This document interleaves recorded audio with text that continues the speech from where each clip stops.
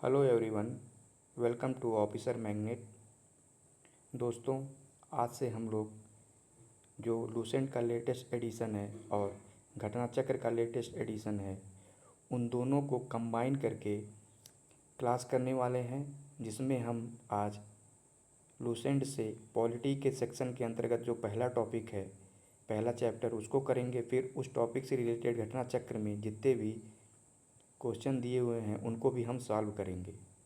इस क्लास का उद्देश्य इन दोनों बुक का रिवीजन है, इसलिए क्लास को ध्यान से देखिए, जो कि आपके आने वाले जितने भी एग्ज़ाम हो, चाहे वो स्टेट पीसीएस के हो, चाहे वो एसएससी को हो या रेलवे, जो भी हैं, उन सभी में ये इक्वली इम्पॉर्टेंट होंगे। आइए शुरू करते हैं। पहला टॉपिक है भारतीय संविधान के विकास का संक्षिप्त इतिहास। 1757 ईस्वी की प्लासी की लड़ाई और 1764 ईस्वी के बक्सर के युद्ध को अंग्रेज़ों द्वारा जीत लिए जाने के बाद बंगाल पर ब्रिटिश ईस्ट इंडिया कंपनी ने शासन का शिकंजा कसा। इसी शासन को अपने अनुकूल बनाए रखने के लिए अंग्रेज़ों ने समय समय पर कई एक्ट पारित किए, जो भारतीय संविधान के विकास की सीढ़ियाँ बनी। वे निम्न हैं। सबसे पहले आता है 1773 ईस्वी का रेगुलेटिंग एक्ट। इस अधिनियम का महत्व की बात करें तो इसमें सबसे पहले भारत में ईस्ट इंडिया कंपनी के कार्यों को नियमित और नियंत्रित करने की दिशा में ब्रिटिश सरकार द्वारा उठाया गया यह पहला कदम था, अर्थात कंपनी के शासन पर संसदीय नियंत्रण स्थापित किया गया। इसके और विशेषता की बात करें तो इसके द्वारा पहली बार कंपनी के प्रशासनिक और राजनीतिक कार्यों को मान्यता मिली और इसके द्वारा केंद्रीय प्रशासन की नींव रखी गई। इसके अन्य महत्वपूर्ण विशेषताएं इस प्रकार हैं, जिसमें पहला है, इस अधिनियम द्वारा बंगाल के गवर्नर को बंगाल का गवर्नर जनरल पद नाम दिया गया तथा मुंबई एवं मद्रास के गवर्नर को इसके अधीन कर दिया गया। इस एक्ट के तहत बनने वाले प्रथम governor general Lord Warren Hasting थे। इस एक्ट के अंतर्गत कलकत्ता प्रेसिडेंसी में एक ऐसी सरकार स्थापित की गई जिसमें गवर्नर जनरल और उसकी परिषद के 4 सदस्य थे, जो अपनी सत्ता का उपयोग संयुक्त रूप से करते थे। इस अधिनियम के अंतर्गत कलकत्ता में 1774 ईस्वी में एक उच्चतम न्यायालय की स्थापना की गई, जिसमें मुख्य न्यायाधीश और तीन अन्य न्यायाधीश थे। इसके प्रथम मुख्य न्यायाधीश सर एलिजा इम्पे थे और अन्य 3 न्यायाधीश के नाम हैं चैम्बर्स, लिमेस्टर और हाइड। इस अधिनियम के अंतर्गत कंपनी के कर्मचारियों को निजी व्यापार करने और भारतीय लोगों से उपहार व रिश्वत लेना प्रतिबंधित कर दिया गया और इस अधिनियम के द्वारा ब्रिटिश सरकार को बोर्ड ऑफ डायरेक्टर के माध्यम से कंपनी पर नियंत्रण सशक्त हो गया। इसे भारत में इसके राजस्व, नागरिक और सैन्य मामलों की जानकारी ब्रिटिश सरकार को देना आवश्यक कर दिया गया। 1773 के रेगुलेटिंग एक्ट के बाद आता है एक्ट ऑफ सेटलमेंट 1781। इस एक्ट का मेन उद्देश्य था, यह रेगुलेटिंग एक्ट की कमियों को दूर करने के लिए लाया गया था। इस एक्ट के अनुसार कलकत्ता की सरकार को बंगाल, बिहार और उड़ीसा के लिए भी विधि बनाने का प्राधिकार प्रदान किया गया। इसके बाद आता है 1784 ईस्वी का पिट्स इंडिया एक्ट। इस एक्ट की विशेषता की बात करें तो इस एक्ट के द्वारा दोहरे प्रशासन का प्रारंभ हुआ, यानी डायरकी की शुरुआत 1784 ईस्वी के पिट्स इंडिया एक्ट के माध्यम से हुई, जिसमें बोर्ड ऑफ डायरेक्टर्स, जो कि व्यापारिक मामलों के लिए जिम्मेदार होते थे, और बोर्ड ऑफ कंट्रोल राजनीतिक मामलों के लिए, यानी 2 बोर्ड बनाया गया, एक बोर्ड ऑफ डायरेक्टर और बोर्ड ऑफ कंट्रोल। इन्हीं को डायरकी प्रशासन भी कहा जाता है। फिर इसके बाद आता है 1793 का चार्टर अधिनियम। इसके द्वारा नियंत्रण बोर्ड के सदस्यों तथा कर्मचारियों के वेतनाद को भारतीय राजस्व से देने की व्यवस्था की गई। फिर आता है 1813 ईस्वी का चार्टर अधिनियम। इस अधिनियम की मुख्य विशेषताएं हैं। सबसे पहला, कंपनी के अधिकार पत्र को 20 वर्षों के लिए बढ़ा दिया गया। दूसरा, कंपनी के भारत के साथ व्यापार करने के एकाधिकार को छीन लिया गया, किंतु उसे चीन के साथ व्यापार एवं पूर्वी देशों के साथ चाय के व्यापार के संबंध में 20 वर्षों के लिए एकाधिकार प्राप्त रहा। कुछ सीमाओं के अधीन सभी ब्रिटिश नागरिकों के लिए भारत के साथ व्यापार खोल दिया गया और 1813 से पहले ईसाई पादरियों को भारत में आने की आज्ञा नहीं थी, किंतु 1813 ईस्वी के अधिनियम द्वारा ईसाई पादरियों को आज्ञा प्राप्त करने भारत आने की सुविधा मिल गई। फिर आता है 1833 का चार्टर अधिनियम।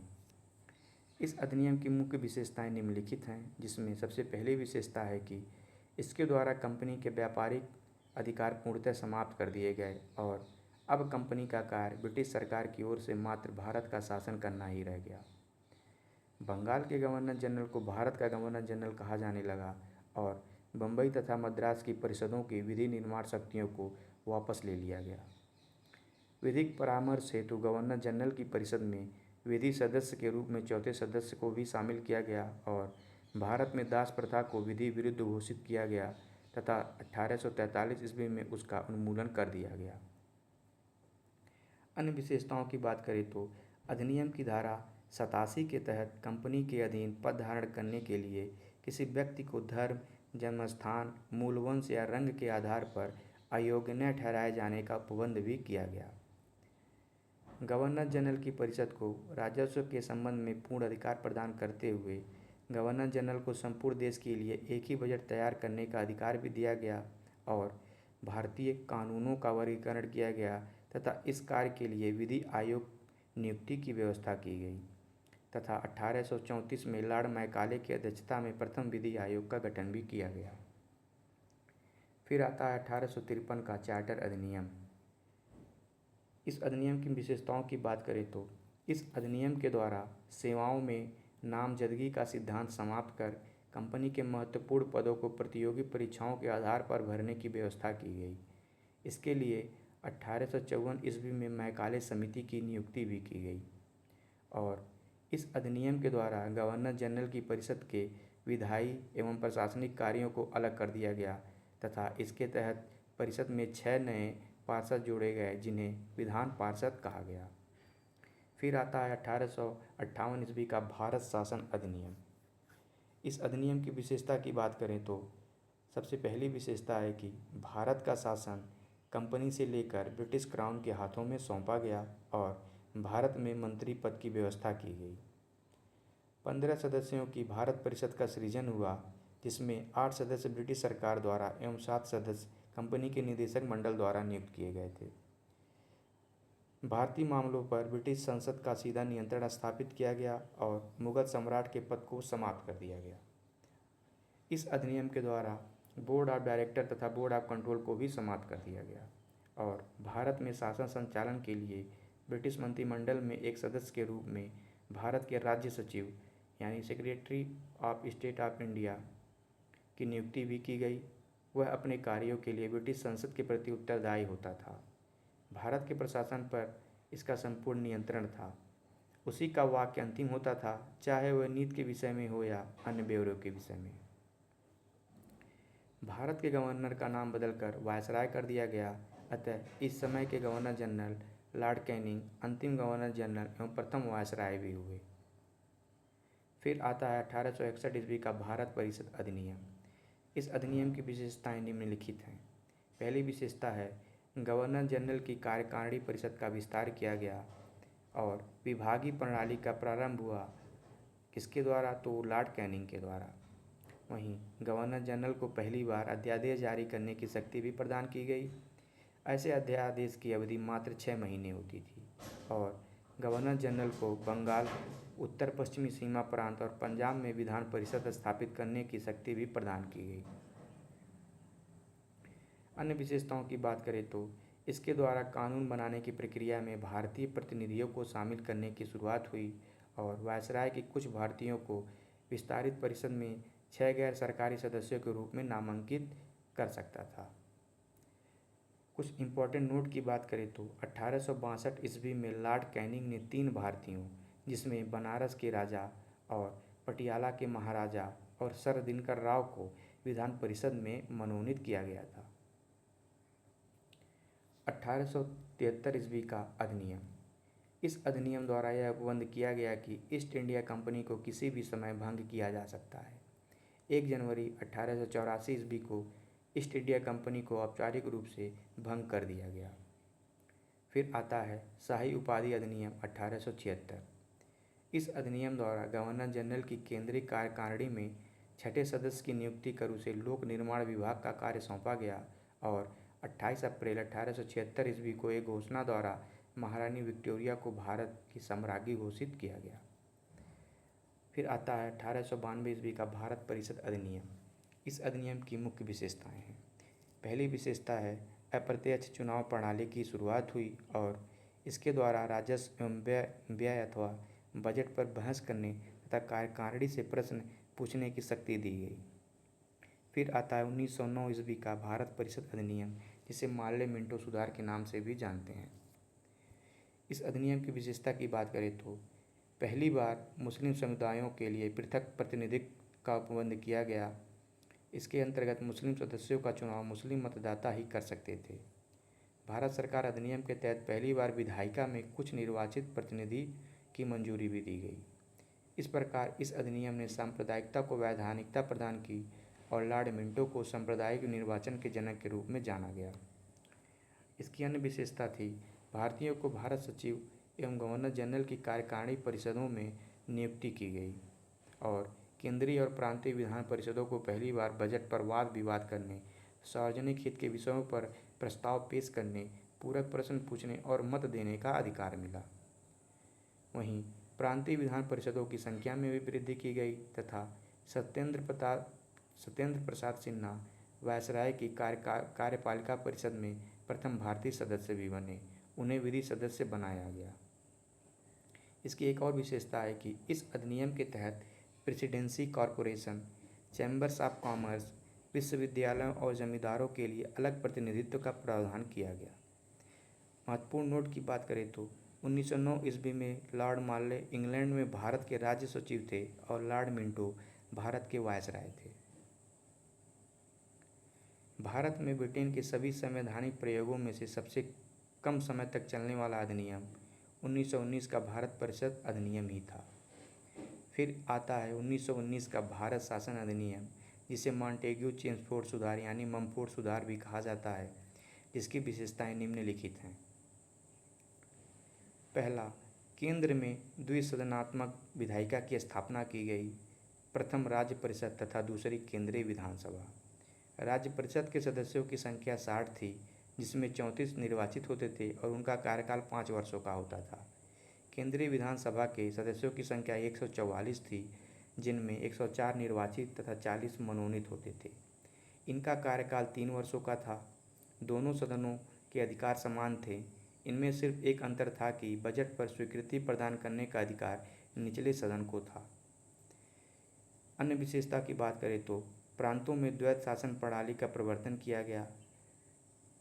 प्रांतों में द्वैत शासन के जनक लियोनस कार्टियस थे और वहीं इस योजना के अनुसार प्रांतीय विषयों को 2 उपवर्गों में विभाजित किया गया। पहला आरक्षित तथा दूसरा हस्तांतरित। आरक्षित विषय में वित्त, भूमि कर, अकाल सहायता, न्याय, पुलिस, पेंशन, आपराधिक जनजातियाँ, छापाखाना, समाचार पत्र, सिंचाई, जलमार्ग, खान कारखाना, बिजली, गैस, बॉयलर, श्रमिक कल्याण, औद्योगिक विवाद, मोटर गाड़ियाँ, छोटे बंदरगाह और सार्वजनिक सेवाएं आज शामिल थे। वहीं हस्तांतरित विषय में शिक्षा, पुस्तकालय, संग्रहालय, स्थानीय स्वायत्त प्रशासन, चिकित्सा सहायता, सार्वजनिक निर्माण विभाग, आबकारी, उद्योग, तौल तथा माप, सार्वजनिक मनोरंजन पर नियंत्रण और धार्मिक तथा अग्रहार दान आदि हस्तांतरित विषय में शामिल थे। अगर महत्वपूर्ण नोट की बात करें तो आरक्षित विषयों को प्रशासन गवर्नर और उसकी कार्यकारी परिषद के माध्यम से किया जाता था, जबकि हस्तांतरित विषयों का प्रशासन गवर्नर द्वारा विधान परिषद के प्रति उत्तरदायी मंत्रियों की सहायता से किया जाना। इस द्वैत शासन प्रणाली को 1935 ईस्वी के एक्ट के द्वारा समाप्त कर दिया गया। इस अधिनियम की अन्य विशेषता की बात करें तो भारत सचिव को अधिकार दिया गया है कि वह भारत में महालेखा परीक्षक की नियुक्ति कर सकता है और इस अधिनियम ने भारत में एक लोक सेवा आयोग के गठन का प्रावधान किया। अतः 1926 ईस्वी में ली आयोग की सिफारिश पर सिविल सेवकों की भर्ती के लिए केंद्रीय लोक सेवा आयोग का गठन किया गया। इस अधिनियम के अनुसार वायसराय की कार्यकारी परिषद में 6 सदस्यों में से कमांडर इन चीफ को छोड़कर 3 सदस्यों का भारतीय होना आवश्यक था और इसने सांप्रदायिक आधार पर सिखों, भारतीय ईसाइयों, आंग्ल भारतीयों और यूरोपियों के लिए भी पृथक निर्वाचन के सिद्धांत को विस्तारित कर दिया और इसमें पहली बार केंद्रीय बजट को राज्यों के बजट से अलग कर दिया और इसके अंतर्गत एक वैधानिक आयोग का गठन किया गया जिसका कार्य 10 वर्ष बाद जांच करने के बाद अपनी रिपोर्ट प्रस्तुत करना था। और इस अधिनियम में केंद्रीय विधानसभा में वायसराय के अध्यादेश जारी करने की शक्तियों को निम्न रूप बनाए रखा गया।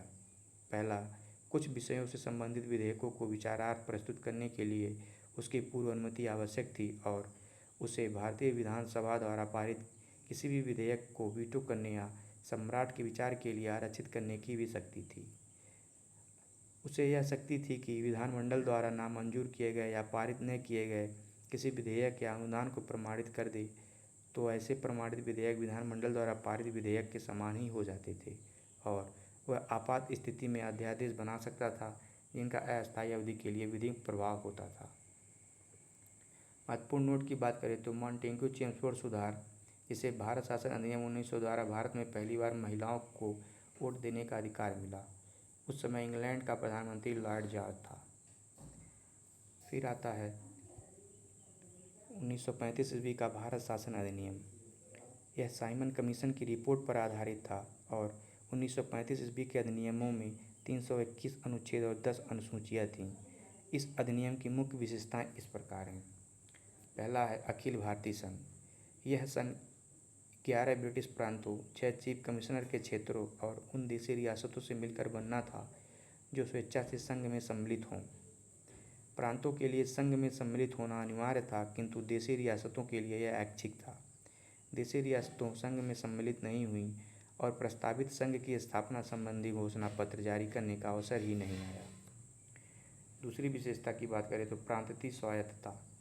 इस अधिनियम के द्वारा प्रांतों में द्वैत शासन व्यवस्था का अंत कर उन्हें एक स्वतंत्र और स्वशासित संवैधानिक आधार प्रदान किया गया। और तीसरी विशेषता थी केंद्र में द्वैत शासन की स्थापना।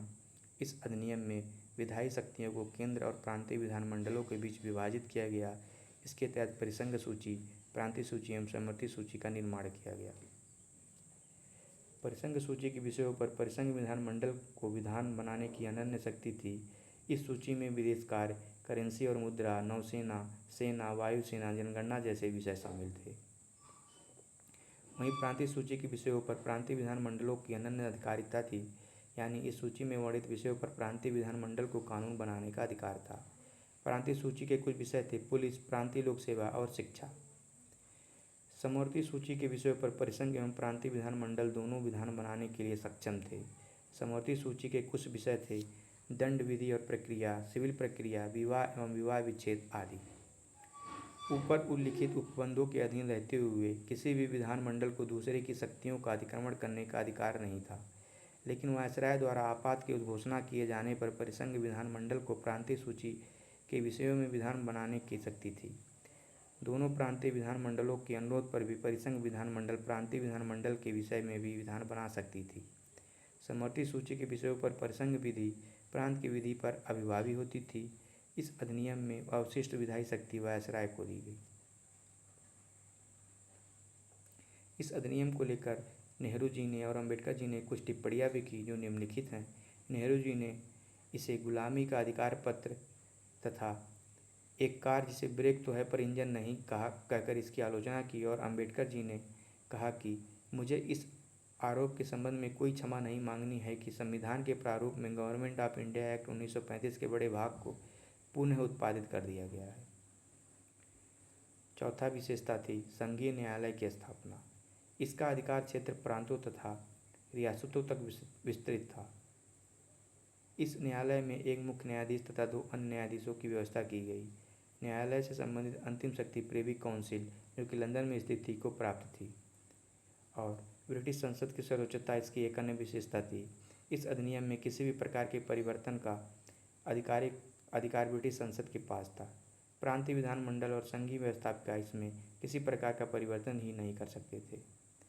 और भारत परिषद का अंत इसकी अन्य विशेषता थी, जिसके तहत भारत परिषद का अंत कर दिया गया और वहीं सांप्रदायिक निर्वाचन पद्धति का विस्तार कर संघीय तथा प्रांतीय व्यवस्थापिकाओं में विभिन्न संप्रदायों को प्रतिनिधित्व देने के लिए सांप्रदायिक निर्वाचन पद्धति को जारी रखा गया और उसका विस्तार दलित जातियों, महिलाओं और मजदूर वर्ग तक किया गया। इस अधिनियम में प्रस्तावना का अभाव था और इसके द्वारा बर्मा को भारत से अलग कर दिया गया। अदन को इंग्लैंड और औपनिवेशिक कार्य के अधीन कर दिया गया और बरार को मध्य प्रांत में शामिल कर लिया गया। इसके अंतर्गत देश की मुद्रा और साख पर नियंत्रण के लिए भारतीय रिजर्व बैंक की स्थापना की गई और इसने मताधिकार का विस्तार किया। लगभग 10% जनसंख्या को मत अधिकार मिल गया। अगर महत्वपूर्ण नोट की बात करें तो भारत सरकार अधिनियम 1935 के कारण बम्बई से सिंध प्रांत का निर्माण हुआ। फिर आता है 1947 ईस्वी का भारतीय स्वतंत्रता अधिनियम। ब्रिटिश संसद में 4 जुलाई 1947 को भारतीय स्वतंत्रता अधिनियम प्रस्तावित किया गया, जो 18 जुलाई 1947 को स्वीकृत हो गया। इस अधिनियम में 20 धाराएं थीं। इस अधिनियम के कुछ प्रमुख प्रावधान निम्नलिखित हैं। पहला है 2 अधिराज्यों का स्थापना। 15 अगस्त 1947 को भारत एवं पाकिस्तान नामक 2 अधिराज्य बना दिए जाएंगे और उनकी ब्रिटिश सरकार सत्ता सौंप देगी। सत्ता का उत्तरदायित्व दोनों अधिराज्यों की संविधान सभा को सौंपी जाएगी। दूसरा विशेषता, भारत एवं पाकिस्तान दोनों अधिराज्यों में एक एक गवर्नर जनरल होंगे, जिनकी नियुक्ति उनके मंत्रिमंडल की सलाह से की जाएगी। और तीसरी विशेषता थी संविधान सभा का विधानमंडल के रूप में कार्य करना। जब तक संविधान सभाएं संविधान का निर्माण नहीं कर लेती, तब तक वे विधानमंडल के रूप में कार्य करती रहेंगी और भारत मंत्री के पद समाप्त कर दिए जाएंगे। 1935 के भारतीय शासन अधिनियम द्वारा शासन जब तक संविधान सभा द्वारा नया संविधान बनाकर तैयार नहीं किया जाता है, तब तक उस पर 1935 के भारतीय शासन अधिनियम द्वारा ही शासन किया जाएगा। और देशी रियासतों पर ब्रिटेन की सर्वोपरिता का अंत कर दिया गया। उनको भारत या पाकिस्तान किसी भी अधिराज्य से सम्मिलित होने और अपने भावी संबंधों का निश्चय करने की स्वतंत्रता प्रदान की गई। फिर एक और विशेषता थी, इस अधिनियम के अधीन भारत डोमिनियन को सिंध, बलूचिस्तान, पश्चिमी पंजाब, पूर्वी बंगाल, पश्चिमोत्तर सीमा प्रांत और असम के सिलहट जिले को छोड़कर भारत का शेष राज्य क्षेत्र मिल गया। और महत्वपूर्ण नोट की बात करें तो सिलहट जिले ने भारतीय स्वतंत्रता अधिनियम 1947 ईस्वी के प्रवृत्त होने से पूर्व जनमत संग्रह में पाकिस्तान के पक्ष में मत दिया था। दोस्तों, ये था लूसेंट का चैप्टर 1, जिसमें हमने भारतीय संविधान के विकास की पूरी यात्रा देखी। अब हम घटना चक्र पूर्वावलोकन में जितने भी PYQ दिए गए हैं उसको देखेंगे। इसमें सबसे पहला चैप्टर है कंपनी के शासन हेतु पारित अधिनियम, जिसमें पहला प्रश्न है निम्नलिखित में से किस अधिनियम में कलकत्ता में सर्वोच्च न्यायालय की स्थापना का प्रावधान किया गया? तो इसका सही उत्तर है ए, रेगुलेटिंग एक्ट 1773 के द्वारा। इसके व्याख्या की बात करें तो 1773 के रेगुलेटिंग एक्ट में कलकत्ता में सर्वोच्च न्यायालय की स्थापना का प्रावधान किया गया, जिसकी स्थापना 1774 ईस्वी में की गई और सर एलिजा इम्पे इसके प्रथम मुख्य न्यायाधीश थे। दूसरा क्वेश्चन है सर्वोच्च न्यायालय की स्थापना के संबंध में निम्नलिखित में से कौन से कथन सही हैं? पहला कथन है कलकत्ता में सर्वोच्च न्यायालय की स्थापना 1773 ईस्वी के रेगुलेटिंग एक्ट के द्वारा की गई थी। और दूसरा कथन है लेमेस्टर इस न्यायालय के प्रथम मुख्य न्यायाधीश थे।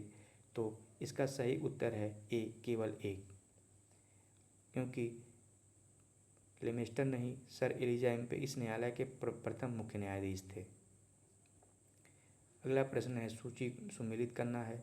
इसमें सूची 1 में दिया गया है नियंत्रण परिषद की स्थापना, सर्वोच्च न्यायालय की स्थापना, इंग्लिश मिशनरियों को भारत में कार्य करने की अनुमति और गवर्नर जनरल की परिषदों में कानूनी सहायता सदस्य की नियुक्ति। और सूची 2 में है नियामक अधिनियम 1773, पिट्स का भारतीय अधिनियम 1784 और चार्टर अधिनियम 1813 और चार्टर अधिनियम 1833।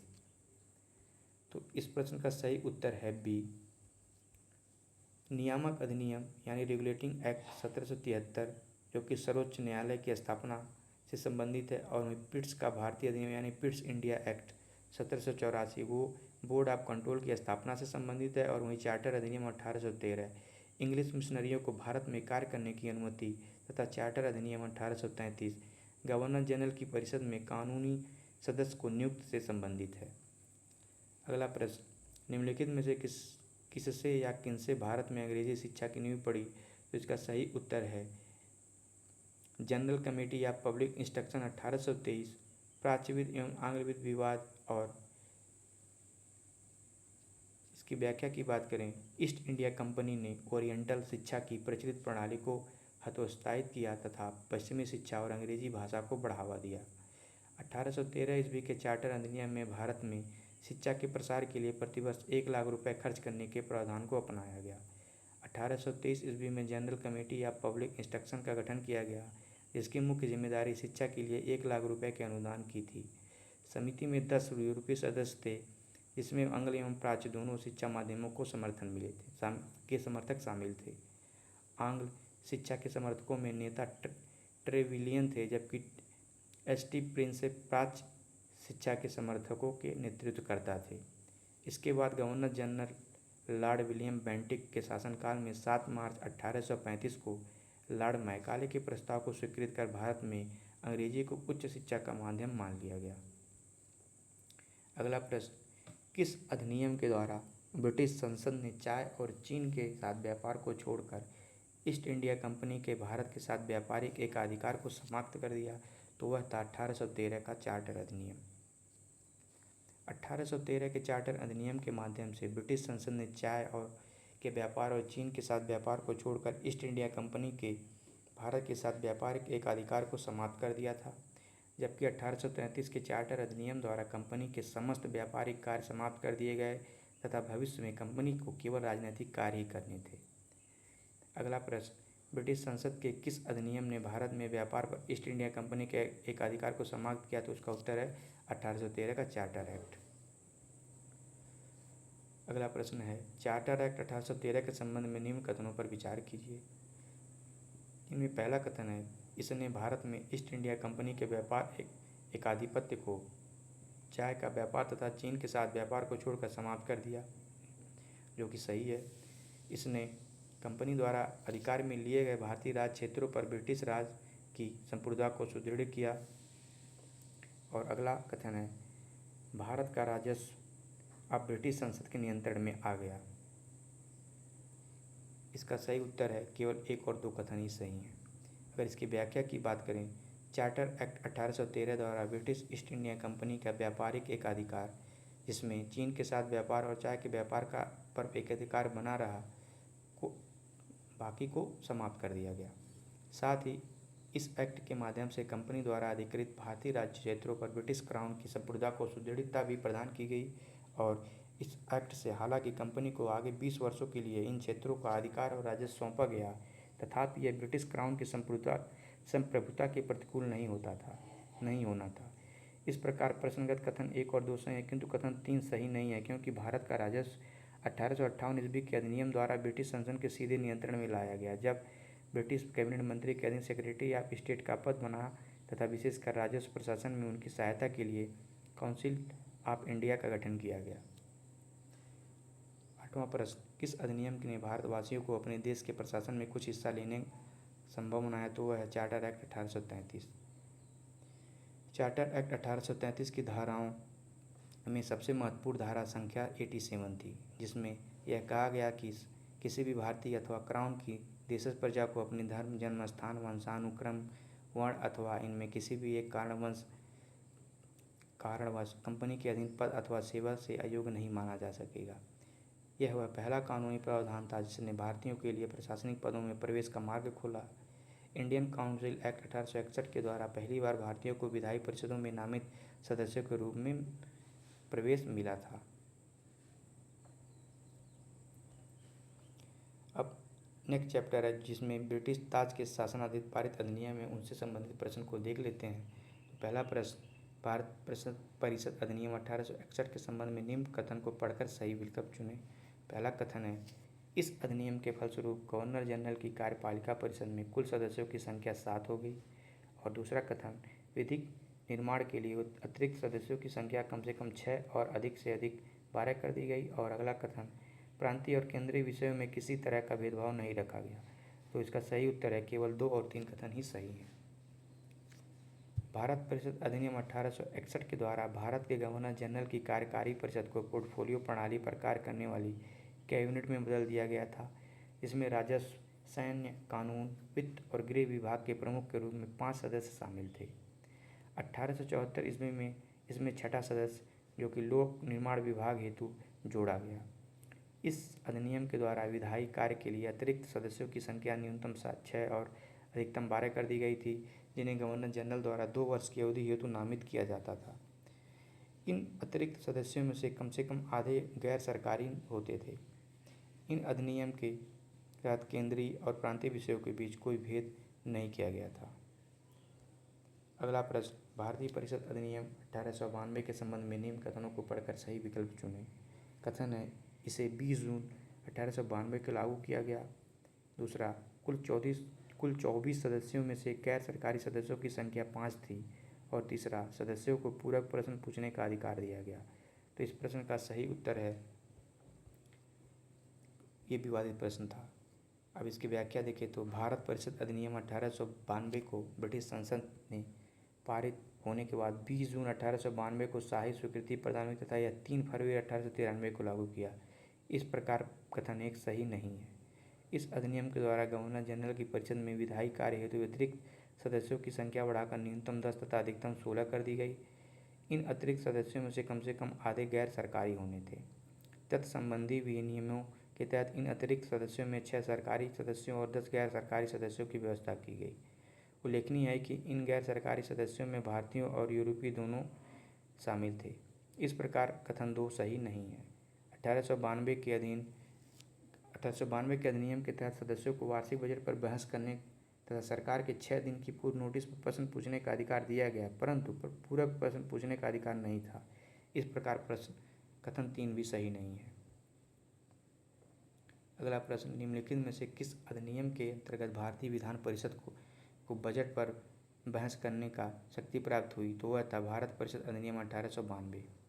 1892 के भारत परिषद अधिनियम ने विधान परिषद के कार्यों में वृद्धि की। इसके तहत बजट पर बहस करने की शक्ति दी गई, परंतु मतदान का अधिकार नहीं था। इस अधिनियम के तहत 6 दिन पूर्व नोटिस पर कार्यपालिका से प्रश्न पूछने की अनुमति दी गई, परंतु पूरक प्रश्न पूछने का अधिकार नहीं था।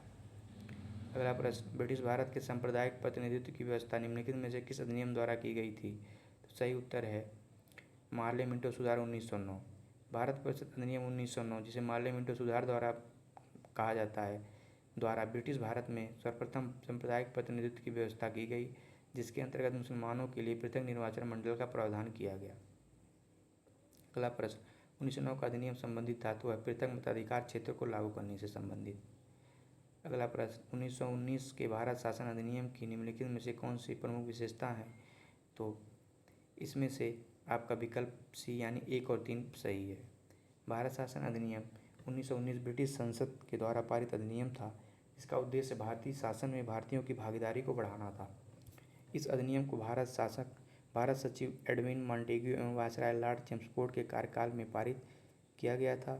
इस अधिनियम के द्वारा राज्यों में द्वैत शासन यानी डायरकी की स्थापना की गई, जिसके तहत प्रत्येक राज्य में राज्य के प्रशासनिक विषयों को 2 श्रेणियों में बांटा गया। पहला आरक्षित एवं दूसरा हस्तांतरित। आरक्षित विषय प्रांतीय गवर्नर एवं उनकी कार्यकारी परिषद के तहत रखे गए, जबकि हस्तांतरित विषयों का उत्तरदायित्व प्रांतीय विधायिका के प्रति उत्तरदायी मंत्रियों को सौंपा गया।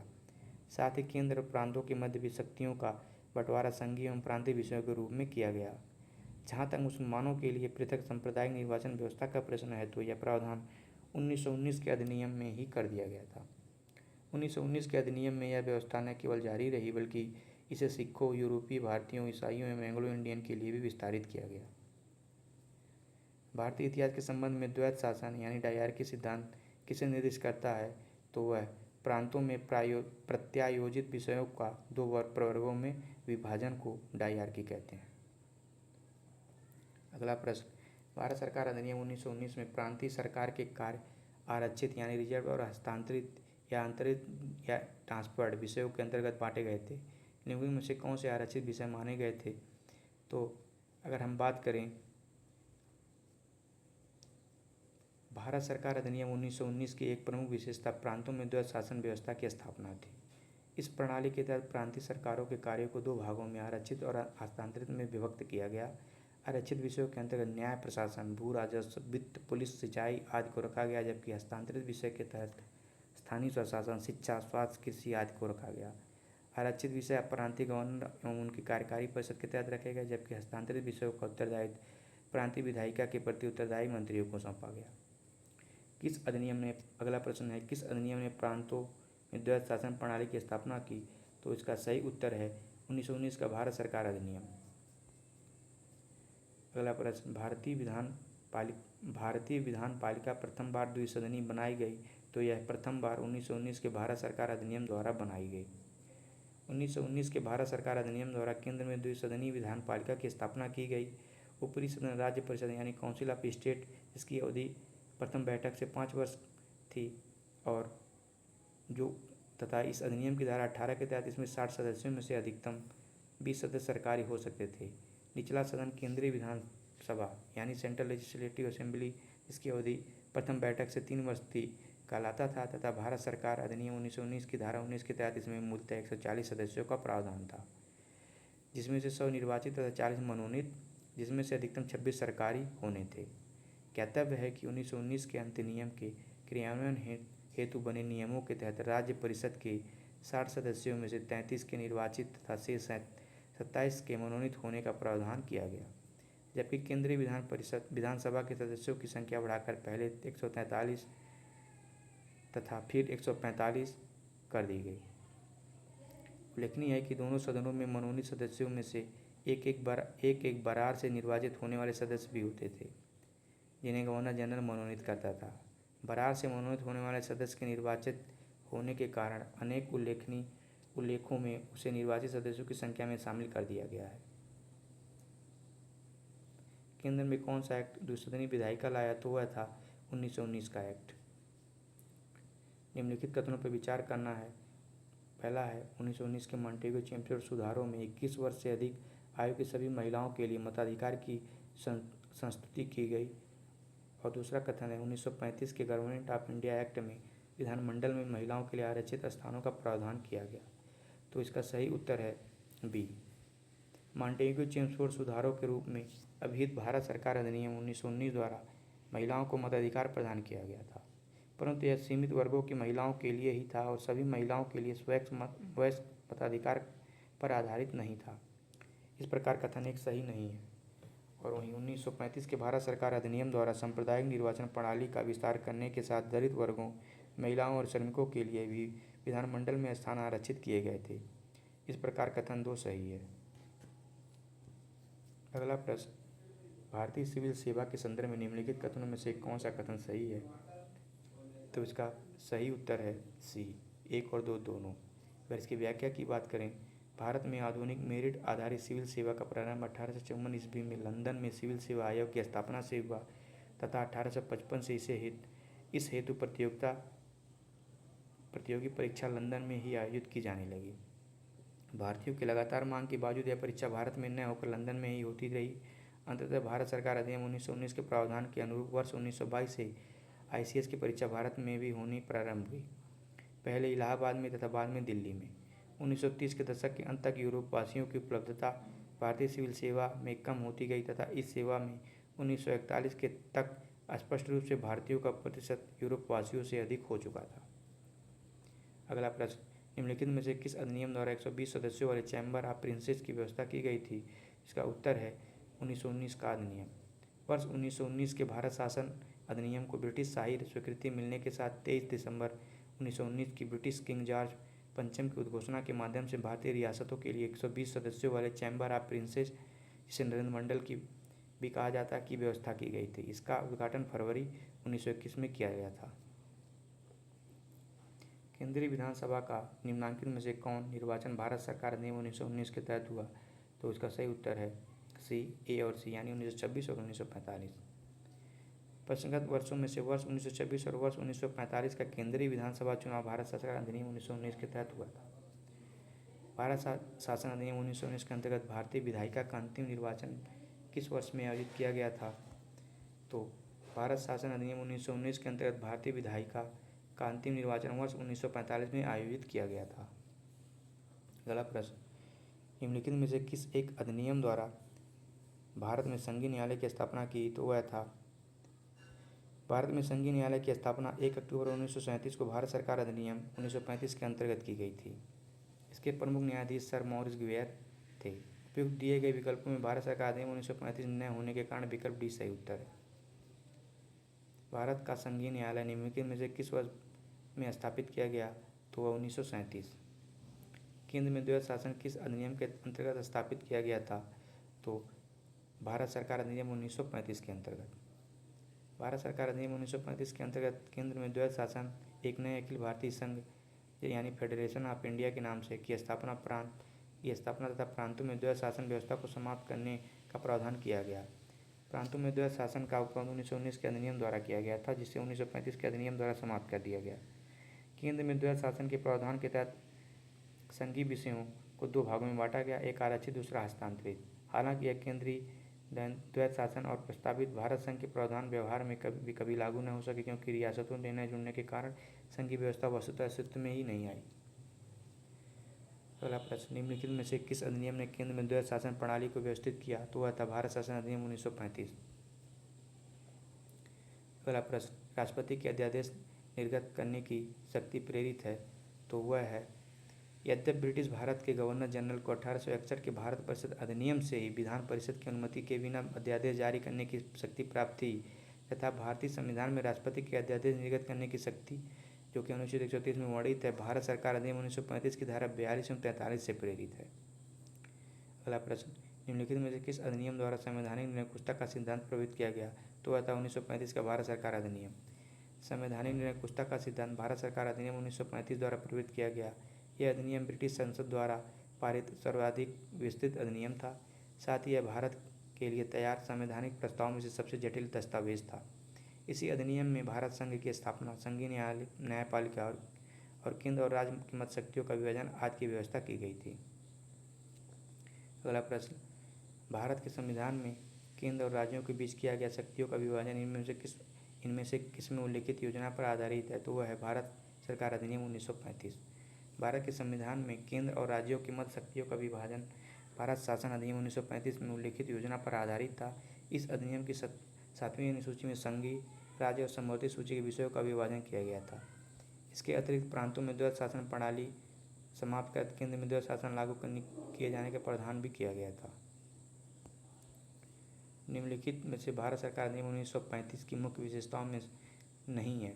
तो वह है, अवशिष्ट विषय प्रांतीय विधायिकाओं को आवंटित किए गए थे, बाकी जो कथन है वो सही है। निम्नलिखित में से किसने ब्रिटिश भारत में प्रांतीय स्वायत्तता शुरू की? तो वह भारत सरकार अधिनियम 1935। एक संघीय व्यवस्था और केंद्र में द्वैध शासन भारत में लागू किया गया था, तो वह 1935 के अधिनियम द्वारा लागू किया गया था। अखिल भारतीय महासंघ स्थापित करने का प्रावधान शामिल किया गया, तो अखिल भारतीय महासंघ स्थापित करने का प्रस्ताव भारत सरकार अधिनियम 1935 में शामिल किया गया था। निम्नलिखित में से एक अधिनियम ने भारत में संघीय शासन की व्यवस्था थी, तो वह था भारत सरकार अधिनियम 1935। अगला प्रश्न, 1935 के अधिनियम द्वारा स्थापित संघ में अवशेष शक्तियाँ किसको दी गई थीं? तो वह गवर्नर जनरल को दी गई थीं। अगला प्रश्न, भारत सरकार अधिनियम 1935 के संदर्भ में निम्नलिखित कथनों पर विचार करना है। तो पहला कथन है, इसमें ब्रिटिश भारतीय प्रांतों और देशी रियासतों को मिलाकर एक अखिल भारतीय परिसंघ की स्थापना का प्रावधान था। अगला कथन, रक्षा और विदेश संबंधी मामलों के ऊपर संघ विधानमंडल के नियंत्रण के अधीन रखा गया। तो अगर इसके सही उत्तर की बात करें तो इनमें केवल एक कथन सही है। भारत सरकार अधिनियम 1935 में भारत संघ के नाम से एक अखिल भारतीय परिसंघ की स्थापना का प्रावधान किया गया था, जिसमें ब्रिटिश भारतीय प्रांतों तथा देशी रियासतों को इकाइयों के रूप में सम्मिलित किया जाना था। हालांकि रियासतों ने न जुड़ने के कारण यह संघीय व्यवस्था अस्तित्व में नहीं आ सकी थी। भारत सरकार अधिनियम 1935 के अंतर्गत केंद्र स्तर पर द्वैध शासन की अवधारणा को प्रस्तुत किया गया था। इस अधिनियम की धारा 11(1) के तहत रक्षा, चर्च संबंधी मामलों, विदेश संबंधी मामलों और आदिवासी क्षेत्रों से संबंधित गवर्नर जनरल के प्रकार्य पूरी तरह से उसके विवेकाधिकार के अंतर्गत थे। अतः इन विषयों को परिसंघीय विधानमंडल के नियंत्रण से बाहर रखा गया। इस प्रकार कथन 2 सही नहीं है, किंतु विकल्प 1 सही है। भारत शासन अधिनियम 1935 के तहत प्रस्तावित संघीय प्रणाली थी, तो वह भारत संघ। भारत शासन अधिनियम 1935 के तहत प्रस्तावित संघीय प्रणाली भारत संघ थी, जिसका निर्माण तत्कालीन ब्रिटिश भारत के प्रांतों, चीफ कमीशन प्रांतों और देशी रियासतों से मिलकर होना था। प्रस्तावित भारत संघ 2 स्तरीय होना था, जिसमें एक केंद्रीय कार्यपालिका और संसद तथा इसके नीचे प्रांतों की सरकारों का प्रावधान था। मध्य प्रदेश लोक सेवा आयोग द्वारा इस प्रश्न का उत्तर ए अखिल भारतीय संघ दिया गया था, जो कि सही नहीं है। अगला प्रश्न, निम्नलिखित में से कौन भारत सरकार अधिनियम 1935 के विशेषताओं में सही नहीं है? तो वह है विकल्प सी, 1935 के अधिनियम का मूल्यांकन। भारत सरकार अधिनियम 1935 की विशेषताओं में भारत के संघ का प्रस्ताव, गवर्नर जनरल की कार्यकारी परिषद का पुनर्गठन तथा प्रांतीय स्वायत्तता शामिल थे, परंतु इस अधिनियम के मूल्यांकन का प्रावधान इसमें शामिल नहीं था। इस अधिनियम में संघीय न्यायालय की स्थापना, केंद्र एवं प्रांतों में शक्तियों का विभाजन, द्विसदनीय केंद्रीय विधानमंडल, प्रांतों में द्वैध शासन की समाप्ति और केंद्र में द्वैध शासन आदि की प्रावधान की भी किए गए थे। हालांकि इस अधिनियम के संघीय भाग को लागू न होने से इस संघात्मक सरकार एवं केंद्र में द्वैध शासन जैसे प्रावधान अस्तित्व में ही नहीं आ सके। भारत का वर्तमान संवैधानिक ढांचा काफी हद तक 1935 के भारत सरकार अधिनियम पर आधारित है। अगला प्रश्न, निम्नांकित में से कौन सा एक भारत सरकार अधिनियम 1935 को स्वीकार किया हुआ महत्वपूर्ण व अस्थायी अवयव नहीं है? तो वह है देश के लिए लिखित संविधान। भारत सरकार अधिनियम 1935 में देश के लिखित संविधान का उल्लेख नहीं था। भारत के भारतीयों की सभा द्वारा लिखित संविधान का सर्वप्रथम उल्लेख क्रिप्स मिशन द्वारा किया गया था। 1935 का गवर्नमेंट ऑफ इंडिया एक्ट क्यों महत्वपूर्ण है? तो यह भारतीय संविधान का प्रमुख स्रोत है।